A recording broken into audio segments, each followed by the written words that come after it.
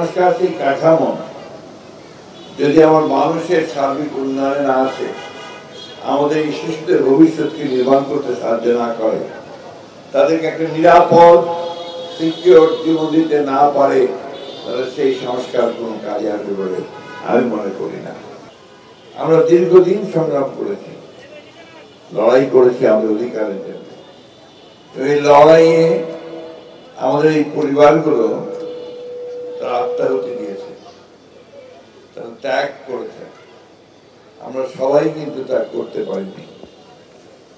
আজকে আমরা অনেকেই পরিবর্তনের সঙ্গে সঙ্গেই ভালো ভালো জায়গা দখল করে বসে গেছি, বিভিন্ন জায়গায় অনেকে মন্ত্রী হয়েছি, অনেকে বড় বড় কর্মকর্তা হয়েছি, অনেকে আপনার বড় বড় ব্যবসা বাণিজ্য নিয়ে আমরা এগিয়ে যাচ্ছি। কিন্তু আমার এই শিশুদের কথা কিন্তু আমরা ঠিক সেইভাবে সামনের দিকে এগিয়ে আনতে পারি।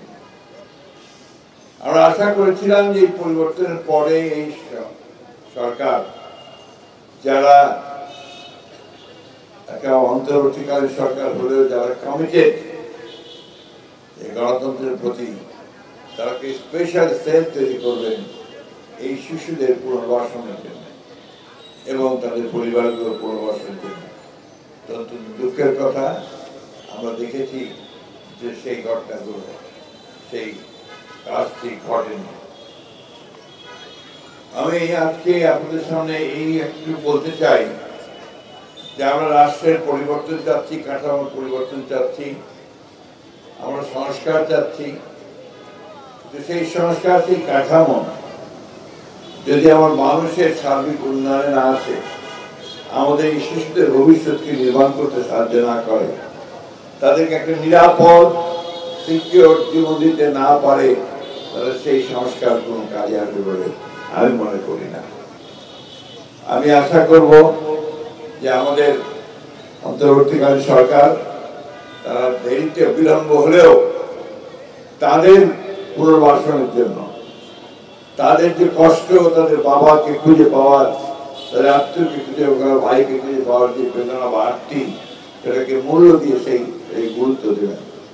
একটা কমিশন করা হয়েছে, গুম কমিশন। সেই গুম কমিশন এখন পর্যন্ত ওদের একটা রিপোর্ট দাখিল করেছে, যে তাদের এই যে খোঁজ করা, এই খোঁজ করার পরে খুব বেশি একটা এগুতে পেরেছে বলে আমার কাছে মনে হয় না। আমরা উত্তর পালাবো না, এখানে অনেক রৌদ্র, বাচ্চারা কষ্ট পাচ্ছে।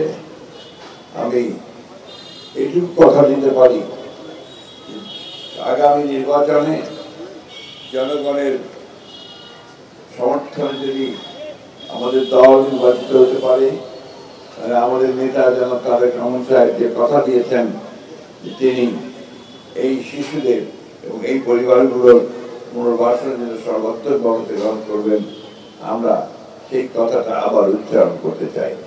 কারণ তিনি ইতিমধ্যে আমাদেরকে দলকে নিয়ে, যে আমরা আপনার বিএনপি পরিবার অথবা মায়ের ডাককে সাথে নিয়ে তিনি কাজ করেছেন।